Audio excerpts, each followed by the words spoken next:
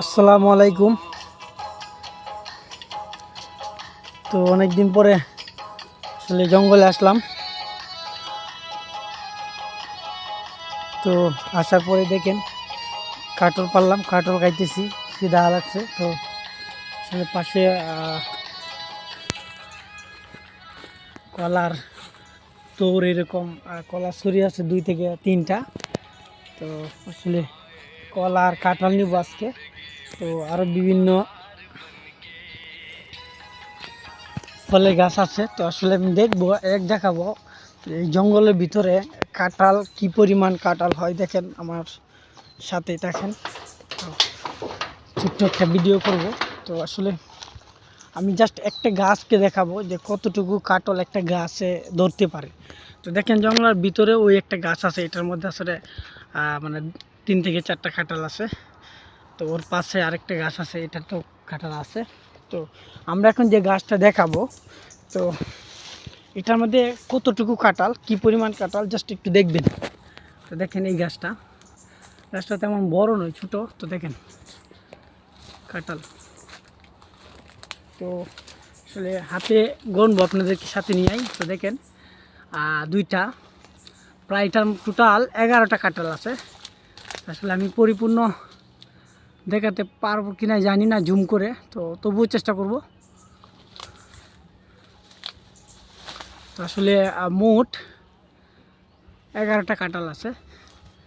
আসলে আমরা আসলে ভাবতেই পারি না যে এখানে 11টা কাঁঠাল, মানে টোটাল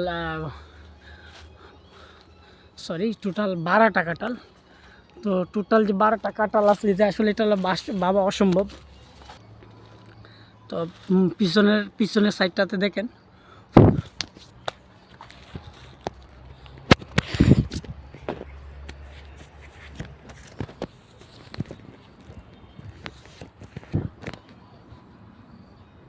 পিছনের সাইডটাতে আরও দেখেন 2টা। তো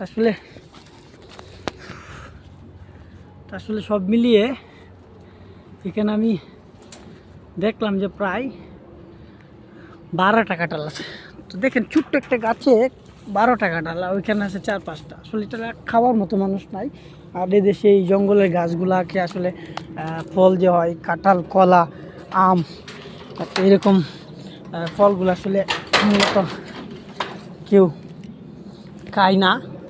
আসলে আমরা মাঝে মধ্যে আসি, এমন কি খাই। তো আসলে আমার কাছে খুব ভালো লাগে এগুলা। তাছাড়া দেখেন কলার চরি কীরকমভাবে পড়ে আছে। তো আসলে বাতাসে হয়তো পড়ছে।